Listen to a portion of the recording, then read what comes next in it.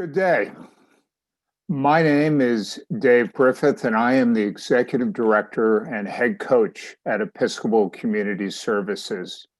It is my honor today to welcome you to our 7th Forum on Justice and Opportunity. As you know, this year's format is different, driven by the realities of COVID-19. We welcome you to a week of virtual sessions, well curated by the ECS staff. And while the format is different from previous years, the need for the forum is not. The movement we ask you to join, given the challenges of COVID, the resulting economic fallout, and the increased awareness of racial inequity in America, is one with a clear clarion call. It is to challenge poverty. This year's forum features a number of sessions made up of individuals whose expertise and experience run deep when it comes to addressing poverty and its root causes. I will be joining you as we listen, learn, and identify new ways that we can work together to lower the poverty rate in the Philadelphia region. Now, while poverty is not new, recent events shine a bright light on the brutal facts that confront many in our country. Please join me as we make the conscious and difficult decisions to face facts and choose to make a difference. Let's all engage in an accountability moment. What are we each doing to fix the problem? At ECS, we believe that the call to service is rooted in our tradition and in our history. We also know that to challenge poverty, we all must do more than talk, all do more than convene. We must act and act now. I plan to end this week with a renewed and energized commitment to action, to deeds, and to change. I invite you to join me. This week is dedicated to giving you a roadmap and the knowledge that you are not alone in this call to be part of the solution, focused on making Philadelphia a better city for all. Thank you for joining us. Let me also thank the staff of ECS. Let me thank our speakers and our sponsors. So now let's get to work. Vi, we are so honored to have you join us as our featured moderator. I am treasuring the chance to get to know you better and to learn about your journey to this place and this city. I cannot think of anyone more qualified to lead a discussion focused on making a difference in Philadelphia. Ladies and gentlemen, Vi Sikahema. Thank you, David. Appreciate that introduction, and wonderful to be with everyone here. This, of course, in COVID times, we're all getting used to Zoom, and this may be, as we have heard over and over, our new normal. But what a way to kick off a week-long discussion on equity and prosperity and the challenges of poverty, which many of us on this panel, which I'll introduce in a minute, are familiar with because we have lived it, we have experienced it, and we are working and doing our level best to combat this plague in our society. And I so appreciate this opportunity. I'll take a second, kind of introduce myself to everyone here before I introduce our gold ribbon panel. We have some amazing folks who are here today, experts in their field, and I'm excited to introduce them to everyone today. But my background, just real quickly, my family's from a small island in the South Pacific, one of the most remote places probably on this planet. Island Kingdom of Tonga, ruled by a monarchy for nearly 200 years. I came to this country with my family when I was 7 years old. I grew up in Section 8 housing. We settled in the Phoenix area. got a football scholarship to attend Brigham Young University. Then I got drafted into the National Football League, played football in several places and with several teams. But the most important team and the most important place was Philadelphia and the Eagles. It led me here, and I ended up finishing my career with the Eagles here. And then I transitioned into television, and I just announced my retirement after 26 years with NBC 10. And so I'm excited to participate in this panel. And one of the reasons, frankly, that I wanted to participate and to moderate this was because I have so much respect for the people that are on here because of the work that they do in this field. And without any further ado, let me start by introducing our first panelist, Jamila Harris-Morrison. She has a Master of Social Work from the University of Pennsylvania. There's Jamila. I feel we're a little bit one-sided here with the Penn representation, but we'll get to that in a second. We'll fix that in a second. Jamila earned her master's at UPenn in social work. She is the executive director of ACHIEVEability. In 2017, Philadelphia Tribune recognized her as 10 people to watch who are under 40. In 10 years, she will be still among the 10 people to watch under 40. So part of what I love about Jamila, by the way, she says she's an Eagles fan. So love Jamila for that. All right, our next panelist is John Jackson Jr. Dr. Jackson is a filmmaker.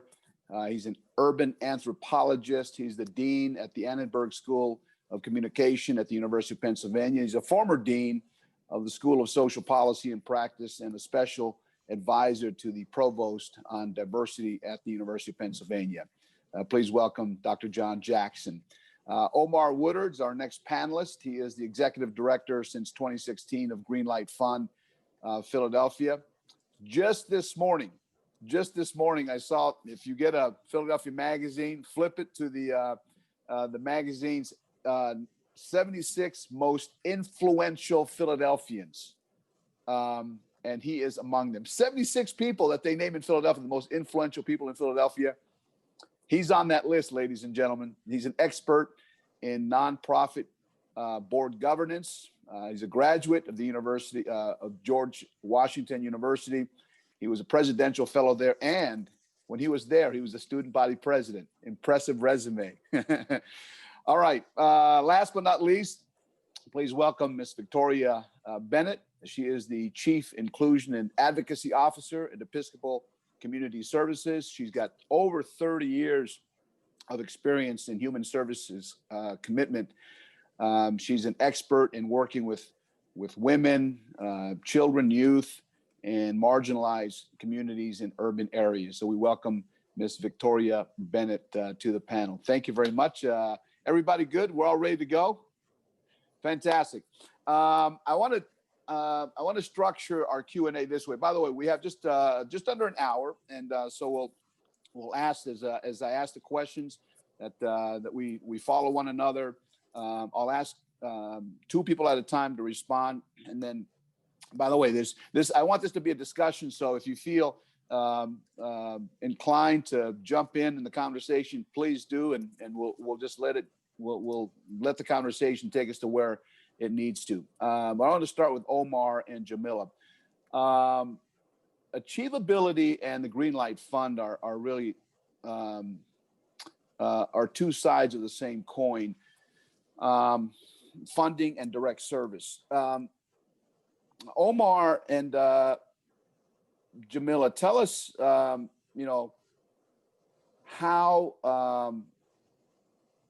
how you and your organization address the root causes of poverty.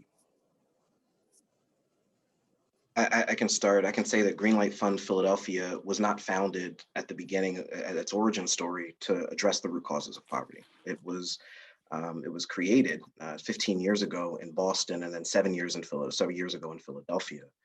It was created to ensure that communities would identify their own needs and have the ability to draw in the best solutions to the problems that they solved. And so it was a reframing of how philanthropy generally engages with community and community investment. But we didn't frame our work out at the outset as addressing the root causes of philanthropy.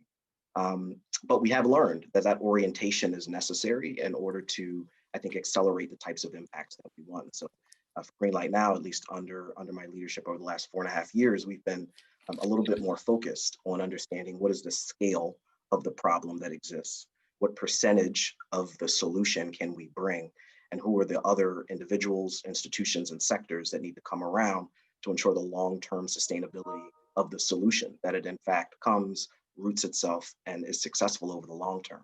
So for GreenLight, at least, it wasn't something initially we were intentional about. But what we know now is that two things have to be true. One, we have to anchor our decisions and our choices and frame them around those who are proximate to the problems we're solving, those who are experiencing the problems we're solving.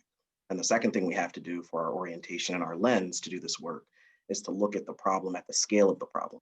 So if there are 400,000 people experiencing poverty, then let's look at interventions and solutions that can address that scale of an issue, and then begin to whittle down from there based on the issues. That's how GreenLight, at least over the last 4.5 years, has been thinking about our work in terms of addressing the root causes of poverty. Jamila, what would you add? Yeah, so I think, we didn't get to the numbers that we have around poverty overnight, right? The system is by design. And so to dismantle it, you need a lot of different strategies to tackle. And so I think, Omar and GreenLight, what they're doing and their ability to scale is one facet of it. And I say achievability takes a little bit more of a community-based, place-based approach. And so what we try to do is provide, a set of skills and resources and opportunities for people living in West Philadelphia, families living in West Philadelphia, by addressing the root cause. So we use affordable housing as one layer of that stool. We also use coaching supports, and then we look to have parents credentialed so that they can get living wage job opportunities. And so it's really trying to take a long-term investment in families to help them overcome the barriers that they are facing around poverty, and then really ensuring that we change that trajectory for their children as well. And so I think it's trying to figure out how we combine a lot of these solutions to really, I think when we were planning for this call, make Philadelphia the 9th highest, move from that 10th highest of the top 10 cities with the largest poverty rate to number 9 on that list would be moving us forward.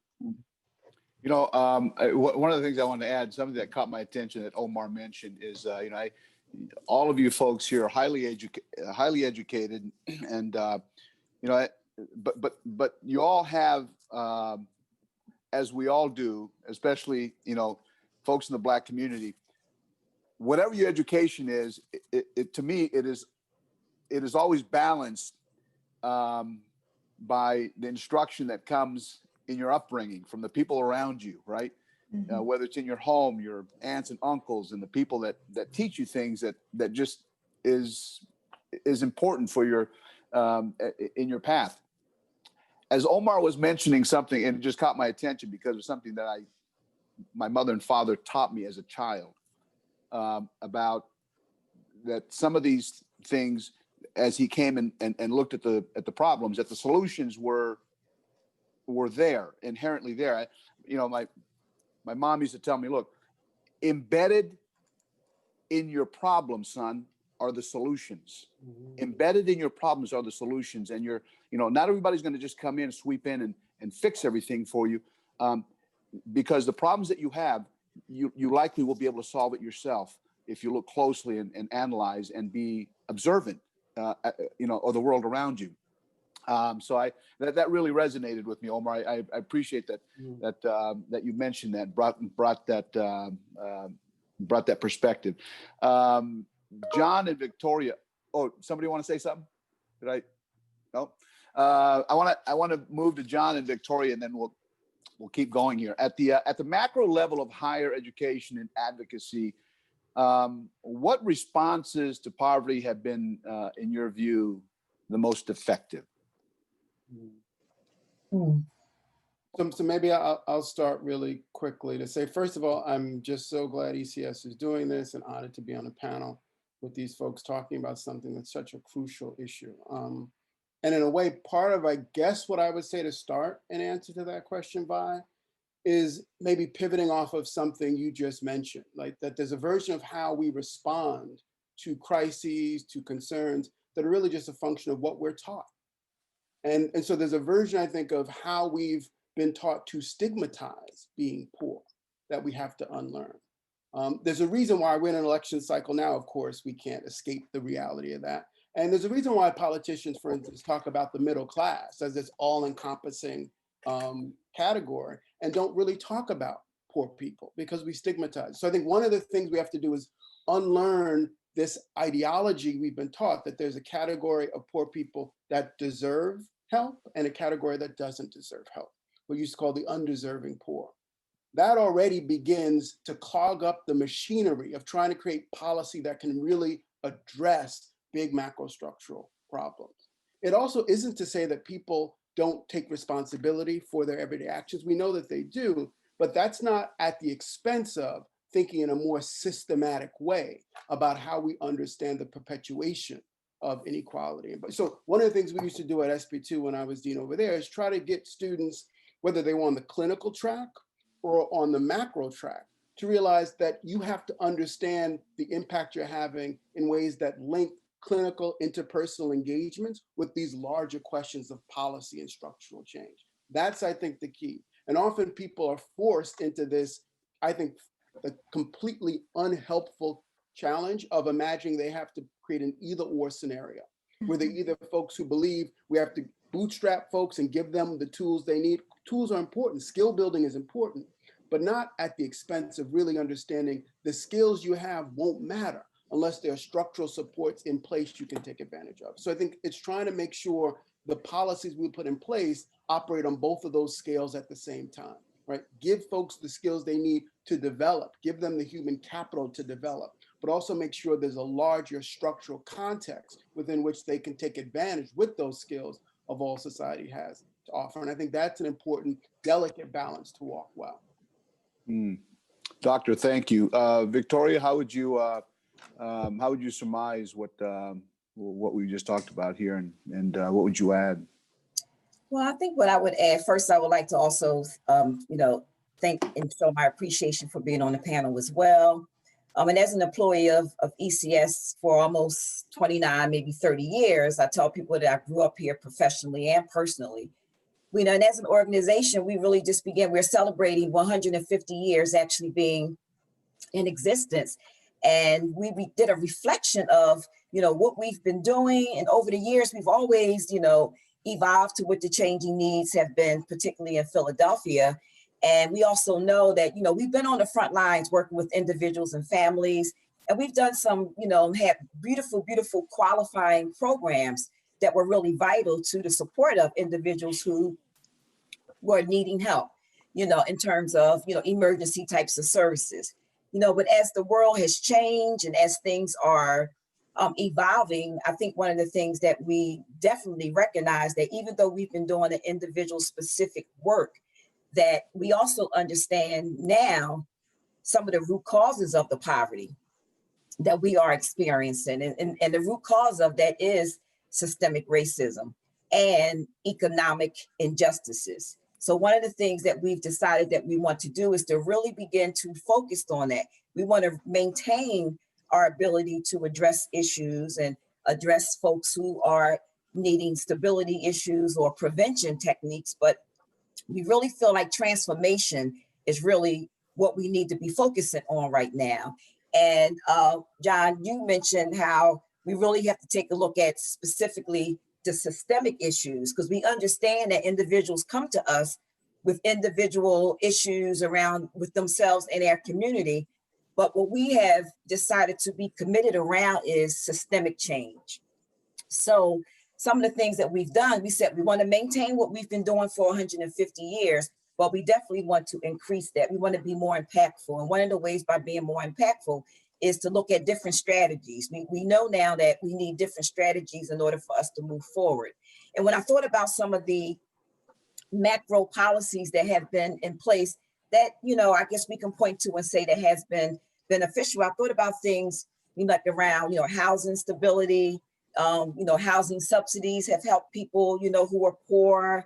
We have TANF, food stamps, even the earned income tax credit have been ways that have, helped to put more money into people's hands, but it hasn't been systemically long-term, and it hasn't really been transformational. So what we are committed to doing now is really looking at transformational work.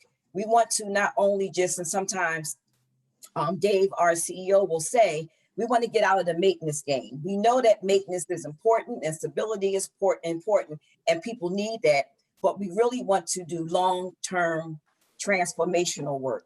And by doing that, we've created my department, which is the Inclusion and Advocacy Department, because we also understand that those two things really come together. We've never really been real focused on advocacy and really looking at policies and figuring out what's been the negative implications, what's been the positive implications, and what has been some of the unintentional issues that have happened as a result of policy. So we really want to take a more centered, structured approach to really taking a look at policy, because we want to challenge intergenerational poverty, which is long-term. These things have been happening over and over through generations. And we feel that one of the ways by doing that is through economic upward mobility. And, some strategies for, my department has been to really take a look at some policies and processes that really impact that. And one is around the minimum wage. Minimum wage is fine. We've been rallying around that, trying to get to at least $15 an hour for minimum wage, but we also understand that that's not a living wage. So even though we've partnered, we've had calls to actions where we've contacted our senators to say, let's stay focused on increasing the minimum wage, but we know that a living wage is really what people need to be sustained and to be self-sufficient. So those are just some of the things that we are really crystally focused on right now to help us move the needle around poverty. John, I want to get back to something that you mentioned in your comment, and I don't want, I guess in my mind, and I'm just thinking about the wide range in the audience that we have here. Would you mind, John, just defining for our audience, assuming that the people here, a lot of folks will understand, and a lot of folks may not know. And they may, and these may be the same folks who are in these situations. You mentioned the underserving. Is it underserving or undeserved? Undeserved poor and the deserving poor. I think were the two categories. Would you just define those for us, for the folks, in the interest of the folks that are listening and watching? That's helpful. Maybe as a way to kind of circle back to some of the points that have already been made. Mm-hmm. There's a version of what we imagine to be a successful program that is, in a sense, an attempt to stave off vulnerabilities linked to poverty, that is Social Security, right? There seems to be unanimous support for Social Security. It will run out. People are terrified of that. Don't talk about it, taking away people's Social Security. There's the idea that there's this universal supportive infrastructure Social Security represents. And people seem to think about that as things people deserve, right? They paid into it. They're, this is something that belongs to them.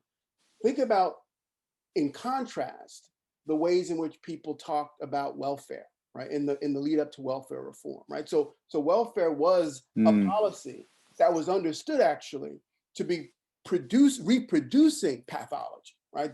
This wasn't thought about from certain sectors of the policy community as something that was really aimed at doing a version of what Social Security was doing, trying to make sure to protect people at their most vulnerable and help them get through hard times. Instead, it was read as people taking advantage of the system. It was read as folks who weren't willing to work hard or be responsible. They had too many babies, right? The onus was on the welfare recipient as a bad citizen, and as a citizen that's part of a culture that's dysfunctional.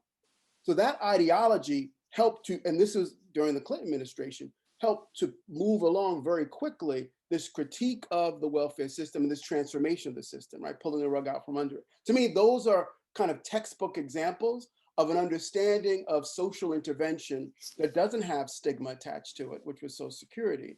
And a version of it that was stigmatized through and through, so much so that the policy changed even under a Democratic president. And so I think that's a version, if it helps with the audience to think about what I mean. Like if if welfare recipients weren't demonized as somehow undeserving of this support, people who weren't willing to work for themselves, there wouldn't have been the kind of consensus, cross-party consensus, to take it away. And I think it's us trying to come to grips with the fact that I know we want people to be responsible. I know we think folks have agency, and they do, but we imagine that it's either people are responsible and have agency, or society is responsible for making sure we're okay. And it's not either or, it's both and. And the latter, right, the structural issues, which sometimes people don't even want to see, can make it impossible, even if you have all the skills in the world, to get out of, to catch up in a foot race where you already are at the back of the race to begin with. We have a colleague who plays with reimagining, he actually just passed, reimagining the game Monopoly, having some people start the game with all the wealth. And then after you started playing, they've accrued some wealth in the game, then you change the rules and make it fair. And part of what he shows in this polyopoly version of Monopoly is you'll never be able to catch up. Even if you make it fair, once the wealthy have accrued that wealth, it is hard to catch up if you simply imagine now we've leveled the playing field. There's a version of that dynamic that plagues us right now. We think, well, okay, we were bad in the past. We've kind of, we've done a good job at pushing back against some of those really racist and structuralist inequities. And so we must all be able to have an equal opportunity of taking advantage of it. And part of what that doesn't really appreciate, to the extent that it should, is how much having accrued wealth under these disparate and unfair circumstances continues to put some folks far ahead of others, no matter how formally even an equal society might become. And I think there's a version of that that's also at stake in this conversation. Dr. Just phenomenal. Omar, very, jump in, Omar. And I would Jamila, very quickly. That animates me, and I know it animates Jamila as well, because this issue of poverty is a measure and a function of income, whereas everyone else is building wealth and assets. It's a function on only securing a level of income. And in fact, there are asset limits for individuals in poverty receiving programs that limit their ability to, in fact, build wealth, which would position them to be able to weather, right, economic downturns and storms.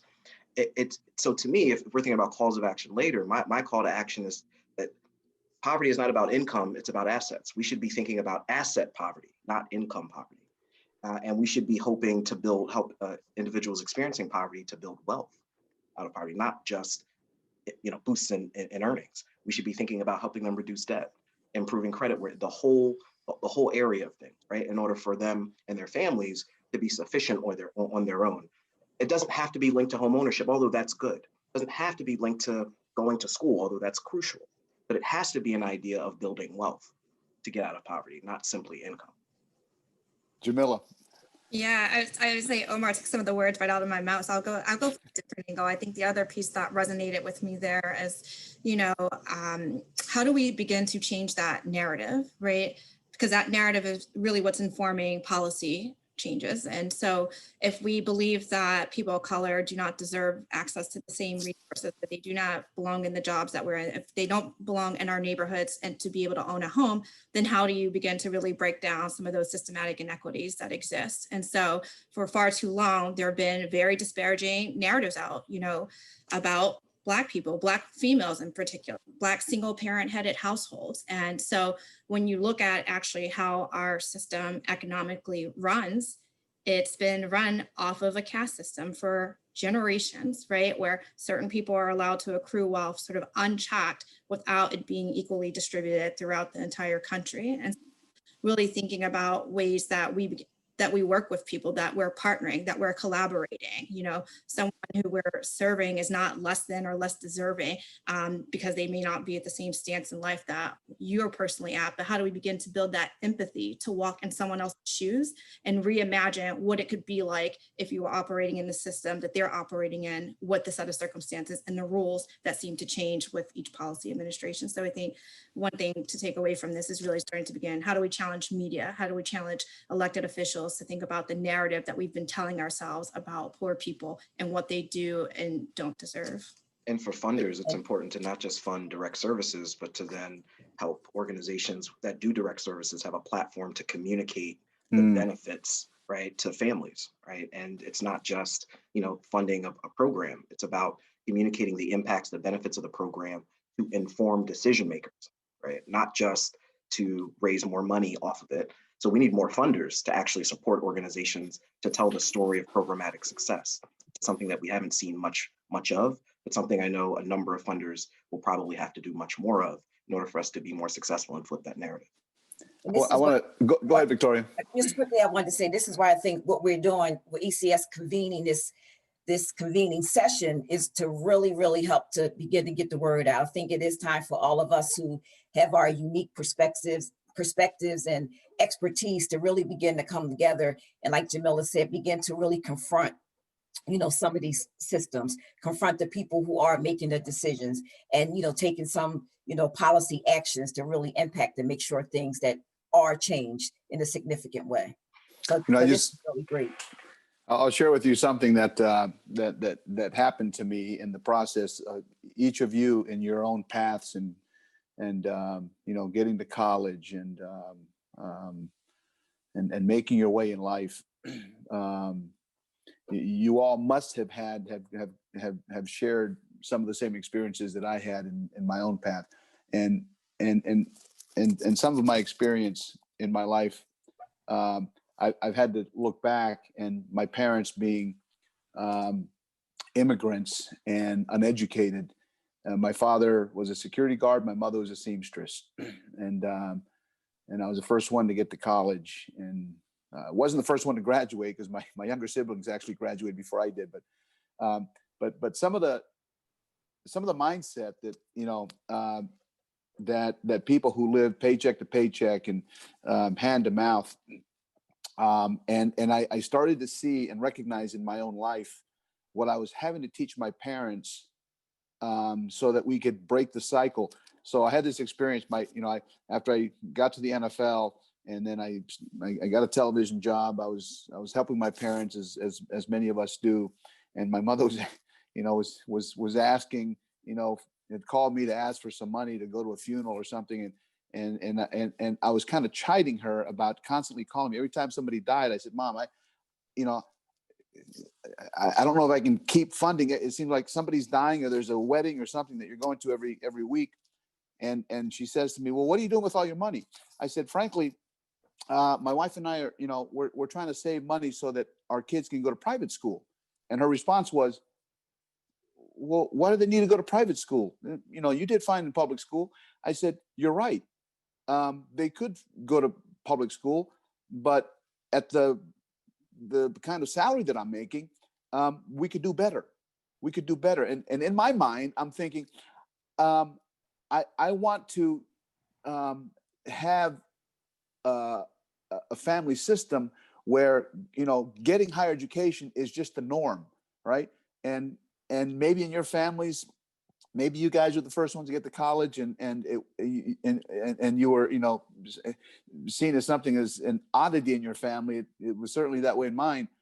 But my parents, who were living hand to mouth and paycheck to paycheck, and were dependent on me, didn't always see those, what I was trying to do so that this could be sustained over generations and not just a one-time thing that we get to college and then so I what I'm hearing from you, I so appreciate, and it just it strikes to the core of my heart and what we're trying to do, because what we're all trying to do here is make something sustainable for these folks and people who are living in poverty, not just to get out themselves, but to sustain it through generations.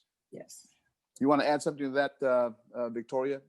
Well, you was just, it just speaks to what I had spoke about earlier. And that's really where we are at ECS, is really taking a look at challenging intergenerational poverty.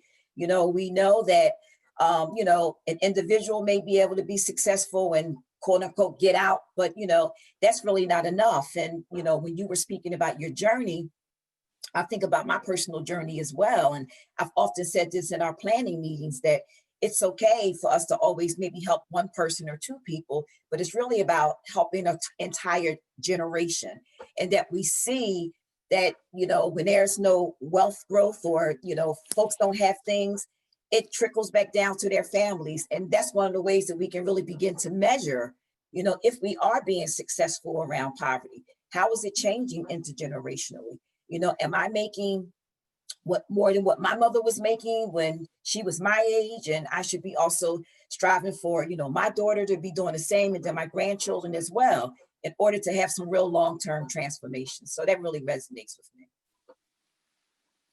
Victoria, thank you. John, you want to add something to that? By the way, we are being recorded, and we're also inviting people to chime in with their questions.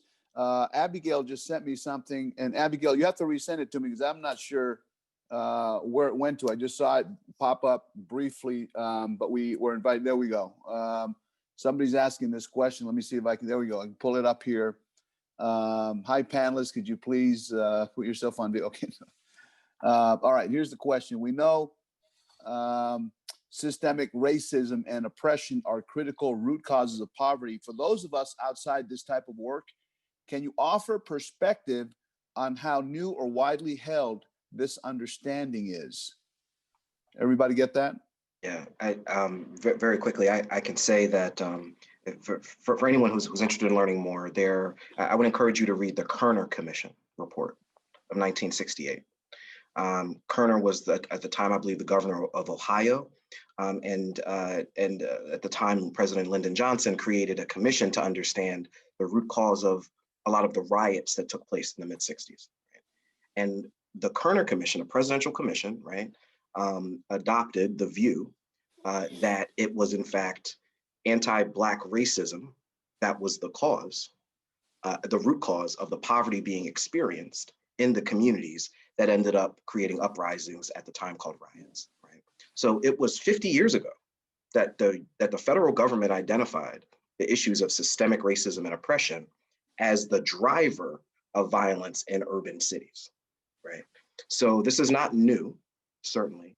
It was adopted again a long time ago. Now, I will say that President Johnson at the time rejected that report. And 2 weeks later, unfortunately, Martin Luther King was assassinated, and then it happened all again. And so we're actually just living in a cycle right now. Mm-hmm. But I would just say to you that this is not new. It's been recognized before, and just wanted to make sure that folks had that broader context so that we kind of know what we're talking about. That's helpful. John, you want to add?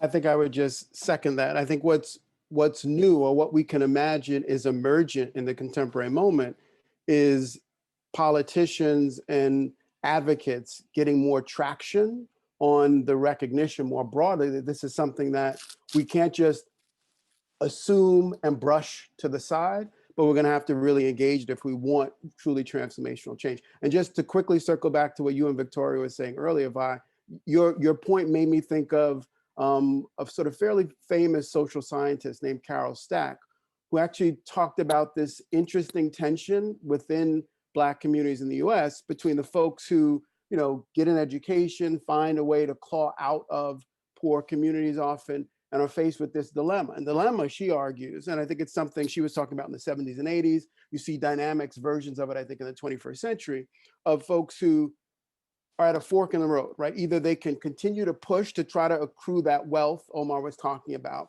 or they can continue to stay connected to the rest of their family and give back, right? And so often it feels like there's this interesting choice you have to make between continuing to build a nest egg for yourself and being considered someone who's not looking out for the rest of the community, who's turned their back on their culture, or someone who is going to constantly, because you have, relatively speaking, success and wealth, constantly be responsible for giving back, which can feel like you're not able to accumulate this wealth you need to truly move out of a lower class structure. So she talked about that dynamic as kind of a setup, right? It's this weird way in which, because there's so few folks able to make it through the gauntlet, and because the larger society doesn't provide enough supports for the folks still in poor communities, that they're forced to do a lot of the heavy lifting to keep those folks afloat that otherwise society would have been able to take care of. So there's a version of that, I think, also at play in your example. I'm sorry for the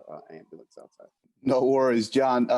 Jamila, I'll have you jump in, but when John was talking about that, I have to confess that, you know, my background being what it is, this is where my mind went to as you were talking about, as you were sharing that example. It goes to Allen Iverson. All right. Allen Iverson came to Philadelphia. Mhm. There was a time when white athletes took people with them places, and they were called an entourage. But when the black athletes came, what do they call them? Posses.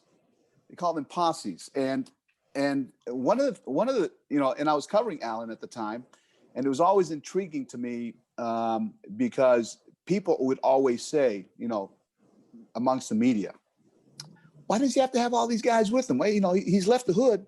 You know, why does he got to bring these guys with him? They're just going to get him in trouble. Not understanding the dynamics of what it means for a kid who had these same guys take care of him and pay the light bill, pay the water bill, you know, put food on the table for him because he didn't have a father at home. And what was it he to do now that he reached the, you know, the pinnacle of his career, athletic career, to get to the NBA? Of course, that's what you do. You take care of your boys. You take care of the guys that helped you get there, right? And yet, in my view, many of the media that covered him, and on talk radio, it was constantly about why he had to bring, you know, this group of thugs, you know, with him, and you know, which had its own. Was loaded with all kinds of, you know, other issues as we would, recognize. But, you know, there's something about, you know, what John said that, that sort of resonates with me about, you know, and my mind goes, you know, directly to, and it's not just, you know, and Allen, you know, in his era sort of represented that, but there's a lot of guys, you know, who bring their, you know, their buddies with them and their families with them. They, you know, because they were helped at one time and they want to help others now. Jamila, what would you add to the conversation? Yeah, sure. So two things. One, before I answer that part, just to the piece that Omar and Dean Jackson were talking about, knowing that, you know, the root causes are racism and oppression. I think one thing it's also really keen to be aware of, while it's not a new concept by any means, the awareness level and the engagement seems to be a little bit new. And so thinking about how do we not make this a trend? How do we not make poverty trendy right now because it's 2020? I mean, there are a lot of things that, you know, coalesced over the last few months that brought this to our radar in ways that, you know, we probably couldn't have imagined before 2019. But the biggest, you know, loss would be to gain this momentum, to have systems starting working together, to have allyship across races, across socioeconomic class, and then lose that because there's a new trendy issue in 2021. And so one of the things I think we're thinking about too, as we're doing coalition building, is how do we sustain this power? How do we sustain the energy that we have and get people more involved, not just as a nice to do, but like integrate it into your lifestyle, that when we all do, when, you know, the lowest of us does well, all of us does well, and continue to bring people along. And I think there's a role for everybody to play what you're doing, whether you're a stay-at-home mom, whether you're a corporate leader, whether you're a pastor of a church, there's a role for everybody to play, right? So just speaking a little bit to the piece about Allen Iverson, you know, I think he's a really good example of somebody who was ahead of his time, right? Because in some ways he bucked a lot of norms, right? And galvanized the attention of people around basketball that didn't think it was possible, you know, from his hairstyles and everything, you know, bringing in the braids. Like, he really challenged what it meant to be Black and to be able to use that power to be who you are, to be comfortable in your own skin. And I think many times some of the pieces that you're facing with systematic oppression is that my voice might not sound like yours. My vernacular isn't the same as yours. My dress isn't the same as yours, but that doesn't mean that I'm not as smart as you or that my idea isn't as good as yours. So being able, again, a little bit earlier, what we were talking about, to change the narrative, look back on some of what he did, although it might have felt controversial at the time, that today it'd be completely well accepted to have braids in your hair in a design, right? Or to have an entourage. And so unfortunately, he had to take a lot of rap at that time. And I think that's part of history, right? Being able to look back and say that these norms that were acceptable point weren't acceptable, are no longer acceptable, and how do we sort of work to create more equity in the world would be sort of a lesson I learned from that experience. Jamila, you're boy, that's just so powerful. I also like the Sixers too, so. I just got the 10-minute warning, so I want to end as you know, there's so many other things that we can delve into here, but we don't have all day, and you guys are all busy. But I wanted to be sure that I reserve a few minutes for each of you for your call to action. Something that we asked of each of you as we had a discussion leading up to this panel. So I'd really like to start. I'm going to do it just in the order that I see on the screen, with Victoria first, Dr. Jackson to follow, Omar third, and then Jamila, you'll wrap up. So if you'll go in that order, give us your call to action, what we can do, individually, with the influence that we have, whatever it is, the resources that we have at our disposal, what we can do, to stem this tide and to help in our communities. Victoria? Yes, I'll just start really quickly to say that, to piggyback a little bit on what Jamila said, was that this racial reckoning that we are experiencing now, it's the result of a very bad unintended consequences, which was the murder of George Floyd. But it's things that we've already known. It's things that was really just hiding behind the curtain. Now the curtains are drawn. We can see, all the things that have happened. And we really have to, as Jamila said, figure out ways to really sustain it. Some of the things that I think about that will be really helpful for us to do is to, collaborate and come together. We really have to have a will, a strong will and a commitment to continue to collaborate. Because for so long, all of us in our various institutions, we have our own niche, we have our own focus of different things that we're doing.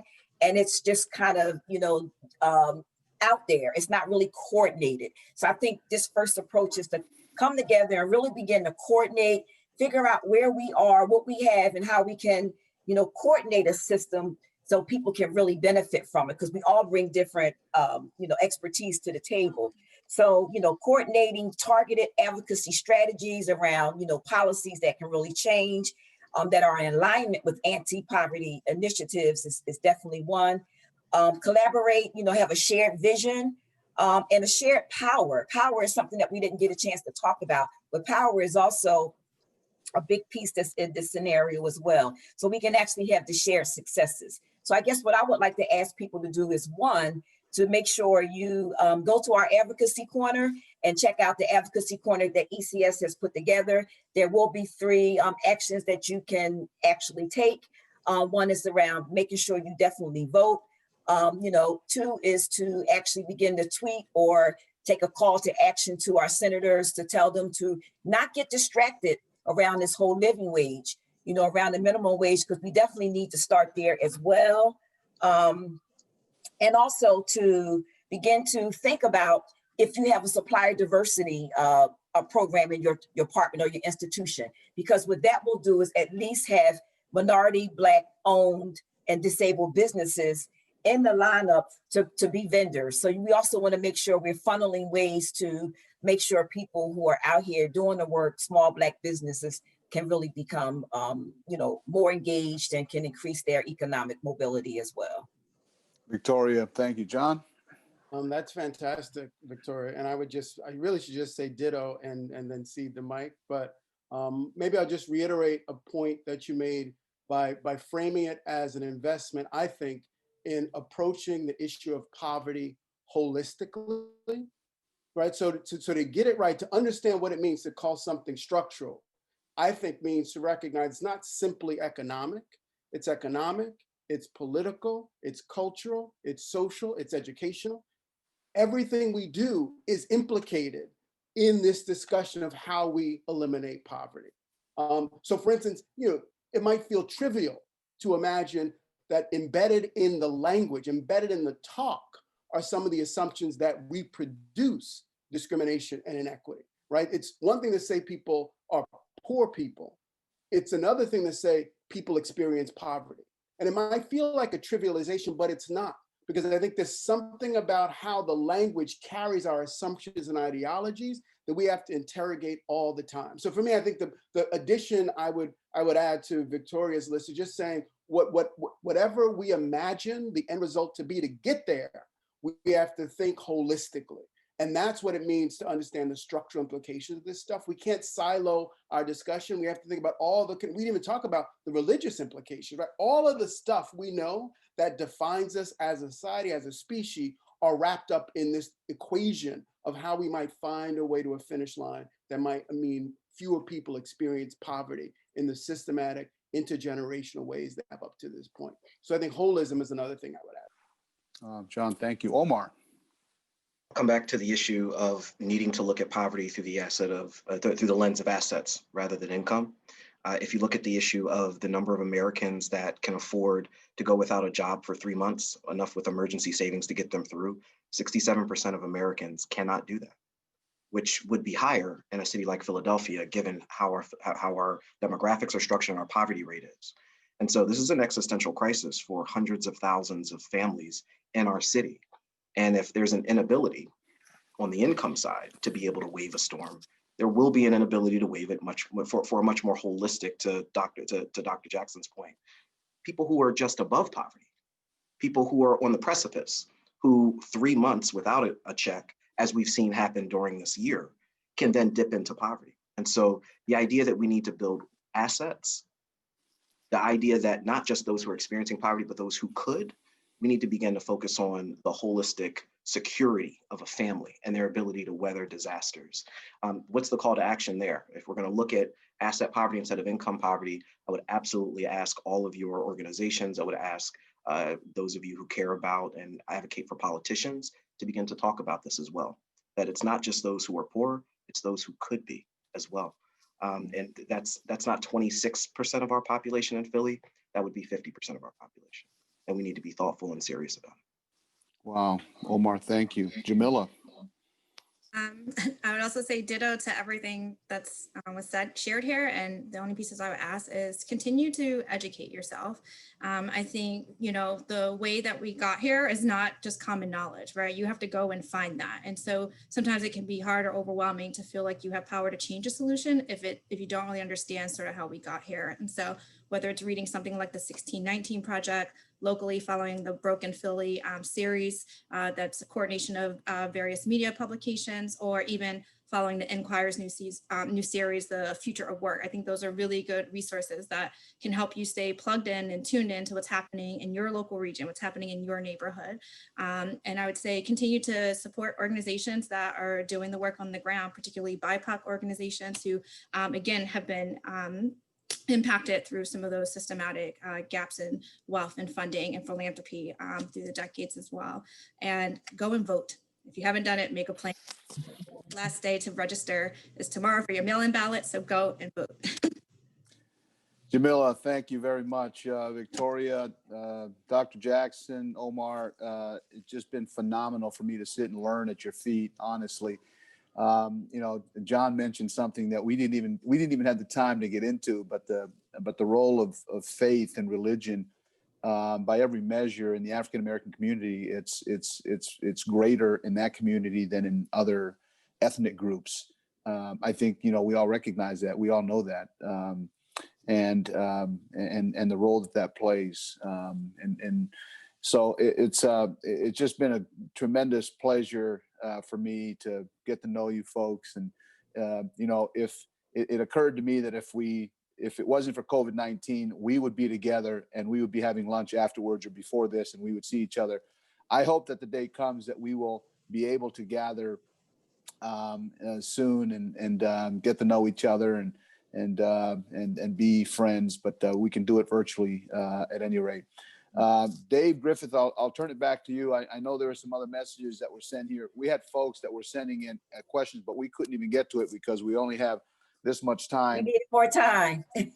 I know we needed more time, right? We could have done this for another hour or two. Yes. I know you folks are busy. I recognize how important your time is, and I didn't want to go over time, but we were right on time in fact. And Dave, I'll turn it back over to you, my friend. No, thank you, Vi, and thank you, Victoria, John, Omar, and Jamila, for just vastly exceeding expectations. We work with all of you, and I'm grateful for your insights into what many of us see as a seemingly intractable problem. But what I do know is, like many other problems, we're more effective tackling the issues together than in silos. And my favorite expression is that we are stronger together. And this whole conference, its origin had about how do we bring the city together and all our resources, all our assets, and I really appreciate your thoughts on the actions that we can all take. At this point, I'd like to just share, Victoria kind of gave a preamble here, 3 actions that we're asking you very specifically to take. These have been, as Victoria mentioned, you can go to the Advocacy Corner on your Hoover app. I didn't know I had a Hoover app until this week, so I'm feeling pretty good about that, to learn more about each of these initiatives. And let me, Jamila, you're absolutely spot on. Let's get out the vote. We must engage all the voices in our democracy. Tomorrow is the last day for applying for a mail-in ballot. If you have not done that and you do not have a plan to vote in person, please apply right after this session. And please ask your friends and your families to do the same, and encourage anyone and everywhere you live. It is one of the unique privileges we have in this country, and it's incredibly important that you vote in this season. The benefits cliff.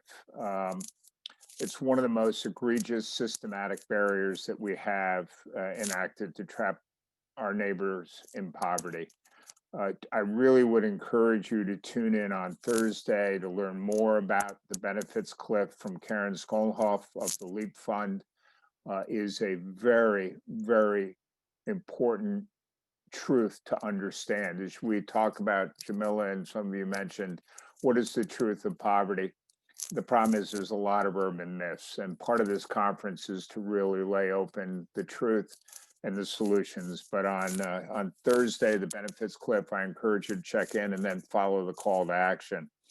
And then finally, the raise the wage. The way you build assets, thanks, is you have to have a living wage.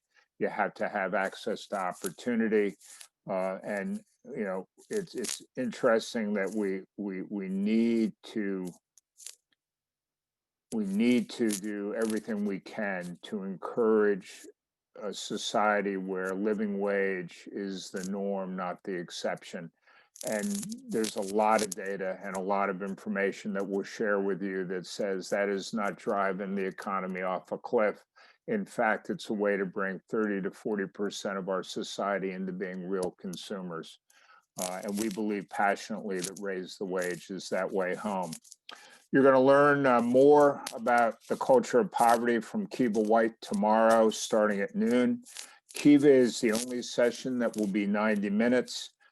Let me just thank you for your interest. And again, let me thank our panelists, and let me thank all of you who are listening to these learnings.